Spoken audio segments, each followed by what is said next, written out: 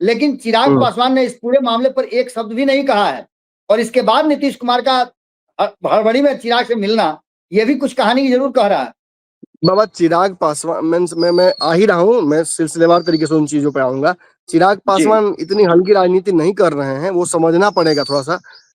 जी अगर वो जानबूझकर आरसीपी सिंह पर टिप्पणी करेंगे तो वो आरसीपी सिंह को नेता मानेंगे। बिल्कुल बिल्कुल। आज आरसीपी सिंह, सच्चाई है कि एक जिंदा लाश है राजनीति में, और कुछ नहीं है। अगर ये जीवित होते हैं तो केवल और केवल प्रशांत किशोर की पीठ पर बैठकर। अपनी पीठ इनकी मजबूत नहीं रही, वो नीतीश कुमार ने तोड़ दी।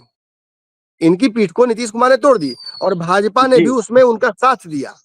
भाजपा नीतीश कुमार को कितना प्रेम करती है, इसका नुकसान आरसीपी भी भुगते, चिराग भी भुगते। आरसीपी सिंह के पास अपना कुछ जनाधार नहीं था, इसलिए आगे नहीं बढ़ पाए। चिराग के पास जनाधार था, चिराग आगे बढ़े। सिंपल एग्जाम्पल है, सिंपल एग्जाम्पल है। अब रही बात, मैं जहाँ था, मैं वहां बाबा आप बोलिएगा, अपनी सवाल पूछिएगा। मैं एक जहाँ रुक गया था वहां मैं क्लियर करना जरूरी है थोड़ा सा।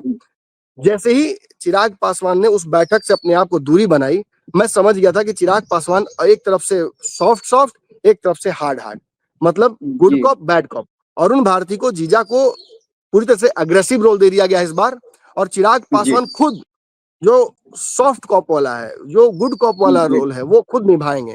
मतलब चिराग पासवान के जीजा ने संगठन के माध्यम से एक तरह से बिहार की कुर्सी पर, सीएम की कुर्सी पर दावेदारी ठोक दी, नीतीश कुमार को आंख दिखा दी एक तरीके से, और दूसरी तरफ सब कुछ मैनेज कर लिया। देखिए, आपको याद होगा बाबा, 2-3 चीजें याद कीजिए जो पुराने दर्शकों को भी याद करना चाहिए। 2-3 चीजें मैंने पहले कही थी, जो ये उन्हीं का एब्रिविएशन है, ये उन्हीं का आगे का प्रस्तावित लिंक्स है।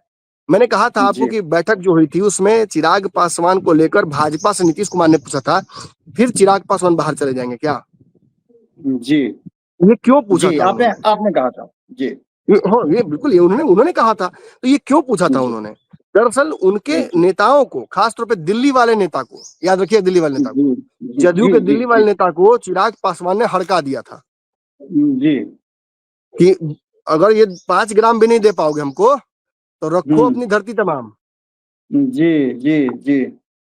और फिर वो भीषण हुंकार करने की बात आई, फिर 2020 याद दिला दिया, और फिर बाहर जाकर चुनाव लड़ने से अच्छा है कि हमको सीएम ही बनना है।